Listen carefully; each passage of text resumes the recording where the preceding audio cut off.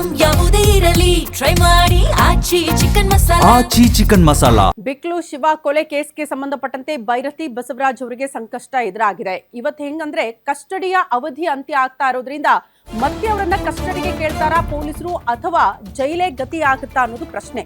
ಇವತ್ತು ಶಾಸಕ ಬೈರತಿ ಬಸವರಾಜ್ ಸಿಐಡಿ ಕಸ್ಟಡಿಯ ಅವಧಿ ಅಂತ್ಯ ಆಗ್ತಾ ಇದೆ, ಕೊನೆಯ ದಿನ ಇವತ್ತು. ಹಾಗಾಗಿ ಕಸ್ಟಡಿ ಅವಧಿ ಮುಕ್ತಾಯದ ಹಿನ್ನೆಲೆ ಕೋರ್ಟ್ಗೆ ಹಾಜರುಪಡಿಸೋದಕ್ಕೆ ಸಿಐಡಿ ಅಧಿಕಾರಿಗಳು ಸಿದ್ಧತೆ ಮಾಡಿಕೊಂಡಿದ್ದಾರೆ.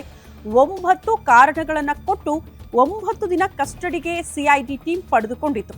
ಸಿಐಡಿ ಅಧಿಕಾರಿಗಳ ಪ್ರಶ್ನೆಗೆ ಬೈರತಿ ಬಸವರಾಜ್ ಫುಲ್ ಸೈಲೆಂಟ್ ಆಗಿದ್ದಾರಂತೆ, ಯಾವುದಕ್ಕೂ ಕೂಡ ಸರಿಯಾಗಿ ರಿಯಾಕ್ಷನ್ ಕೊಟ್ಟಿಲ್ಲ. ಕೊಲೆ ಆರೋಪಿಗಳೇ ಈ ಹಿಂದೆ ಬೈರತಿ ಬಗ್ಗೆ ಹೇಳಿಕೆ ಕೊಟ್ಟಿದ್ರು. ಆ ತಪ್ಪೊಪ್ಪಿಗೆ ಹೇಳಿಕೆಗಳ ಆಧಾರದ ಮೇಲೆ ಬೈರತಿಯವರ ವಿಚಾರಣೆ ಕೂಡ ಆಗಿದೆ. ಏನೇ ಪ್ರಶ್ನೆ ಮಾಡಿದ್ರು ಕೂಡ ನನಗೇನು ಗೊತ್ತಿಲ್ಲ ಅಂತ ಬೈರತಿ ಬಸವರಾಜ್ ಅವರು ಅದೇ ಉತ್ತರ ಕೊಟ್ಟಿದ್ದಾರೆ ಬಿಟ್ರೆ ಬೇರೆ ಯಾವ ಮಾಹಿತಿಯನ್ನ ಕೂಡ ಕೊಟ್ಟಿಲ್ಲ. ಹಿಂದೆ ಇದೇ ಕೇಸಲ್ಲಿ ಬಂಧಿತರಾಗಿರುವ ಆರೋಪಿಗಳಿಂದ ಬೈರತಿ ಬಸವರಾಜ್ ಅವರ ವಿರುದ್ಧನೇ ಸ್ಟೇಟ್ಮೆಂಟ್ಗಳು ಬಂದಿತ್ತು.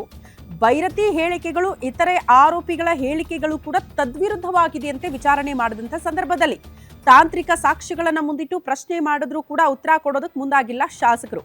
ವಿಚಾರಣೆಯ ಸಂದರ್ಭದಲ್ಲಿ ವಿಡಿಯೋ ಮತ್ತು ದಾಖಲೆಗಳ ಸಮೇತ ಕೋರ್ಟ್ಗೆ ಮಾಹಿತಿ ಕೊಡೋದಕ್ಕೆ ಅಧಿಕಾರಿಗಳು ಸಿದ್ಧತೆ ಮಾಡಿಕೊಂಡಿದ್ದು, ಬೈರತಿ ವಿಚಾರಣೆ ಬಾಕಿ ಇರುವ ಹಿನ್ನೆಲೆ ಮತ್ತೆ ಕಸ್ಟಡಿಗೆ ಕೇಳುವ ಸಾಧ್ಯತೆಗಳು ಇದೆ.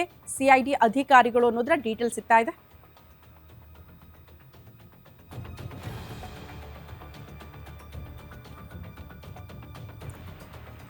ನಿಮ್ಮೂರಿನಿಂದ ವಿಶ್ವ ಮಟ್ಟದವರೆಗೆ ರಾಜಕೀಯ, ಸಿನಿಮಾ, ಸ್ಪೋರ್ಟ್ಸ್ ಯಾವ ಸುದ್ದಿಯೂ ಮಿಸ್ ಆಗಲ್ಲ.